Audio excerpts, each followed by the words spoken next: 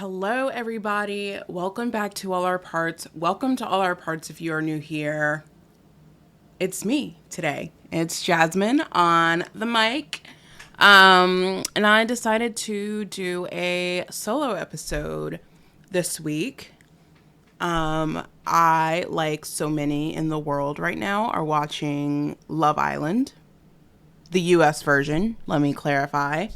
And because I wanted to be a part of the discourse. Like, I was feeling some FOMO around seeing whoever Hudda is and whatever Olandria's got going on, and I felt kind of left out. So I was like, I'm gonna watch Love Island so I can talk about it and feel like I'm included in what's going on. And it has brought up some interesting takes from the world. Some like questionable, some like valid, but also so many people are shocked at what they're seeing. And so that is what led me to bring my take into the situation, and that social media ruined dating a long, long time ago. Hot take? Maybe, but we're going to talk about it. Social media, like, so when we think about when Tinder was created, brought into the limelight in like 2014-ish, 2013, that is like the very first clear instance where we were basing our relationships on looks, immediate peak curiosity, like a dopamine hit, versus actually building a sustainable relationship with a person. Tinder, you know it, you swipe, ooh, they're cute, swipe right. If you're like, swipe left. Like, you cannot truly base your marriage, your ideal person that you're going to date, based on 30 seconds of their profile. My Tinder profile said, here for a good time, not a long time.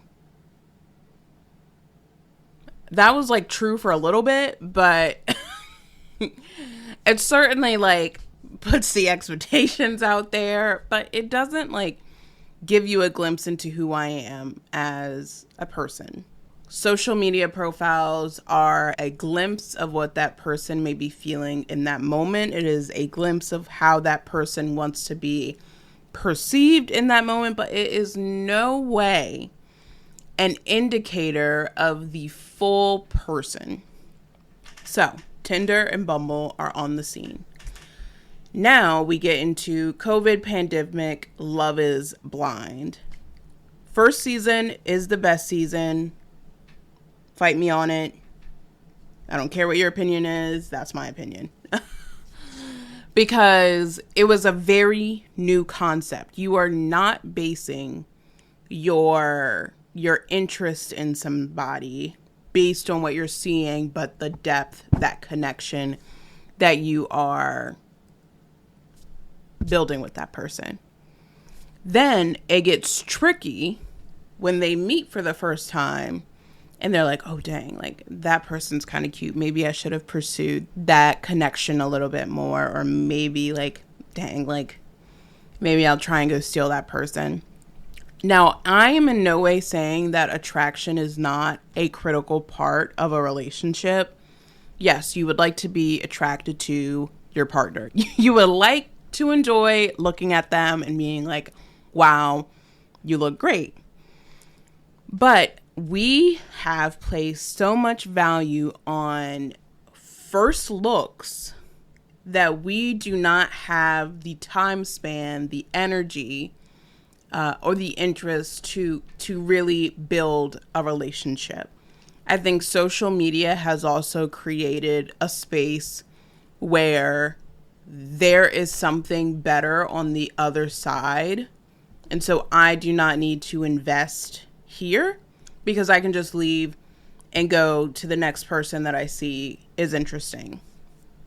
Again, that's not a bad thing, but when we look at divorce rates in America, when we look at Even when we look at Love Island, their first opinion on a person is based on a tonsil war. The kissing on that show is just, people do not kiss like that every day. Like, get it together. But that's their first impression of somebody. That is how they are deciding, yes, I would like to move forward.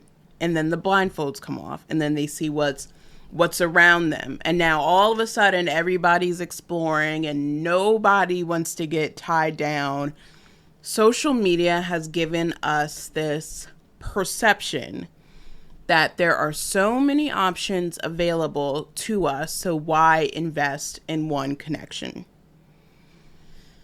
That is extremely harmful if we're thinking about building long-term sustainable relationships, and we're seeing that right now on Love Island. We are seeing people who are struggling. Even that early episode where all of the guys get up. They're like, would you like to explore your connection somewhere else? All of the guys get up.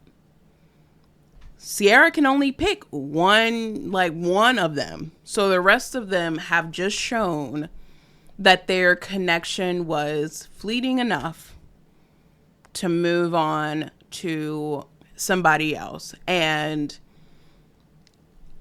I am trying to put myself in that situation and thinking about, like, how would I feel about it? And I would feel some type of way. Like, Bella had the right idea. It's like, you are so quick to stand up. You are so quick to not even commit to what we are building because you have now learned that there are other options out there.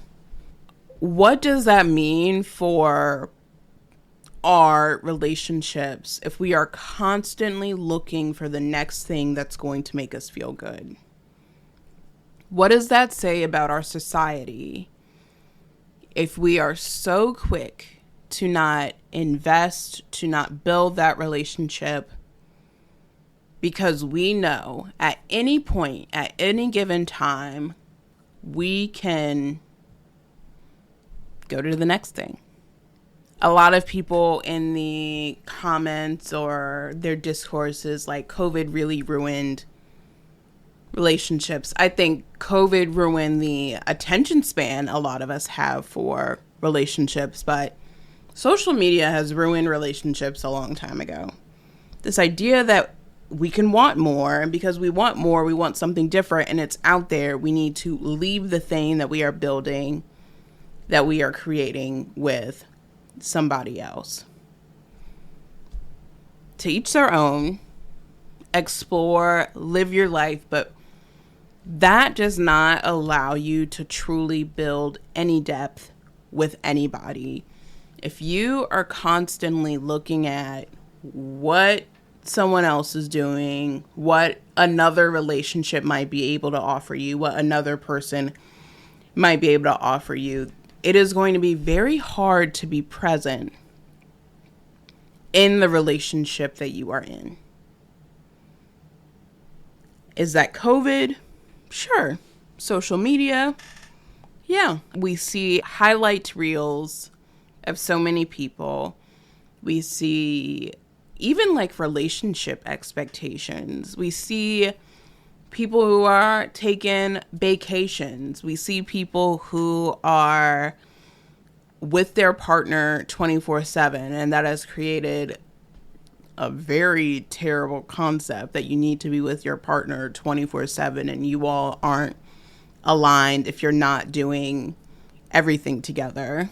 Like, I really need us to normalize independence in our relationships. I really need us to normalize you still having your own life outside of your partner, having your own interests, your own hobbies, your own friends. Let's bring that back, especially looking at queer dating couples on TikTok, on YouTube. People are so shocked when some couples break up. They're like, but you all were together all the time. That was probably part of the problem. You're filming your life together. You're sharing every detail about your relationship and you're only sharing how amazing and perfect and wonderful it is, that's just not realistic. And what are you trying to prove by putting that narrative out there? You have created this idea that people are not in love or committed because they are not 100% with their partner all the time. They like the same things. They watch the same shows. Like, that's just not realistic. And you shouldn't want that. Like, I am a poly ally in the sense that I believe that our friendships are equally as important as our relationships because our partner cannot give us everything. My partner doesn't like the same shows as I do. My partner doesn't enjoy the same hobbies that I do. Some of these things, sure, I can do on my own, and I love doing them with my friends, but I am not placing that expectation on my partner. I am not setting a standard in our relationship that you should like the same things that I do, that you should enjoy the same things that I do. That's not fair. That leads to resentment. That leads to the other partner feeling like they're not enough. But social media and even shows like Love Island have created this perception that relationships 24/7 should be a highlight reel. Looks is enough to sustain a relationship. Now, I'm not super far into Love Island, but I imagine a lot of these connections are going to fizzle out based on the discourse that I'm seeing. But what's the precedent that it's setting that you have all these options? And you have free will, which we are all allowed to use. I love encouraging myself to use free will. But what does it say about us and our relationships, especially in our romantic relationships, that first glance is how we base our choices? And there is the idea that there are so many things around us. Like, there's so many options around us, and so why tie yourself down so quickly? Now, we can think about the history of marriage, patriarchal aspects of marriage, which is that it was like a monetary transaction. A woman needed to marry a man so that she could have some status in life, so that she could have financial stability. So it really didn't matter what you looked like because you needed that union and partnership to be seen as valid in the world. Sadly, I don't feel like that notion, especially in heteronormative relationships, starting to see that notion continue in the sense that it's based on looks. It's based on, how you feel with the person, and that you're always going to like being around the person, and there's this like really exciting feeling all the time, and when that's fleeting, it means that the relationship's in trouble, and that's just not like true. If I based any of my relationships based on how I felt, oh my God, I would be alone. Friendship wise, romantic wise, like I would not have anyone to talk to. Like, feelings are fleeting. Feelings are information. Feelings are data, but feelings are fleeting. And I think we as a society, we have really diluted what emotion regulation means to this idea that there is a baseline that we are supposed to feel. Anything above that or below that is too much.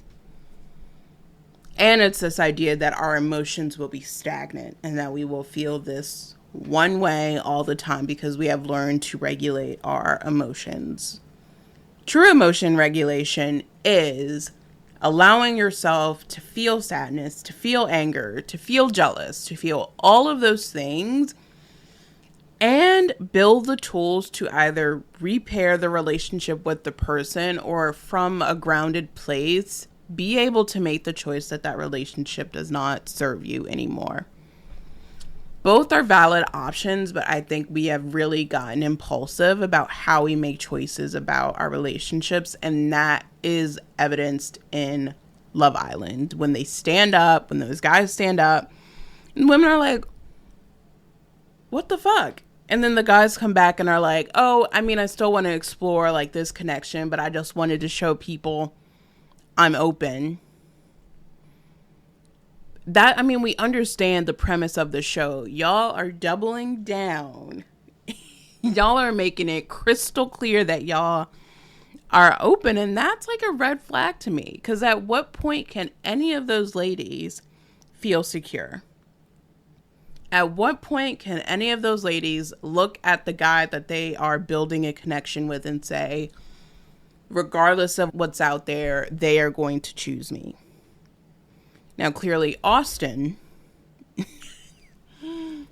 does not have that skill. But like I said, I am very early on in season 7 of Love Island. I have not deep dived into it too much. I'm watching a couple episodes here and there. Maybe I'll be caught up in like the next week or so and can report back on a different episode. But when we think about the landscape that apps like Tinder and Bumble and Hinge have created, where we need to perform who we are to be chosen, which we also see on dating shows,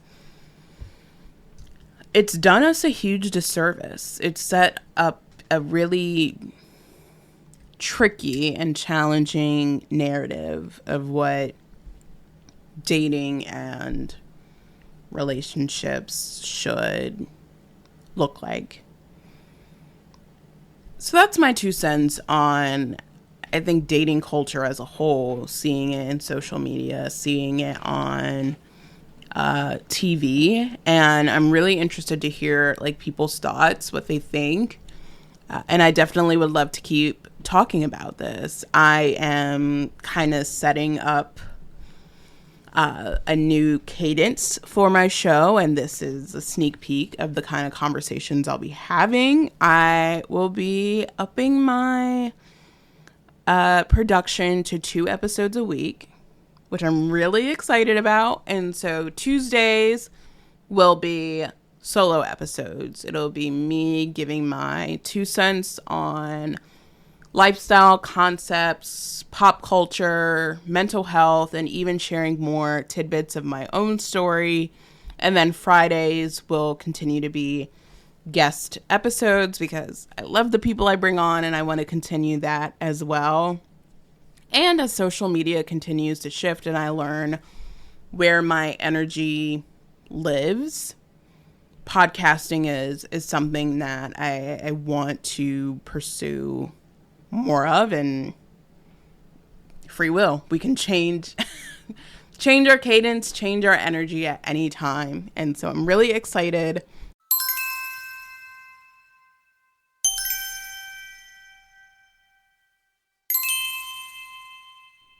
Thank you all so much for tuning into this episode. Make sure you tap the bell to stay in the loop with new episodes dropping every Friday. If this episode spoke to you, I'd be so grateful if you left a review. It helps others find the show and reminds me why I keep showing up. And if you want to keep the conversation going, come hang with me on socials at Healing with Jasmine. We're healing out loud together.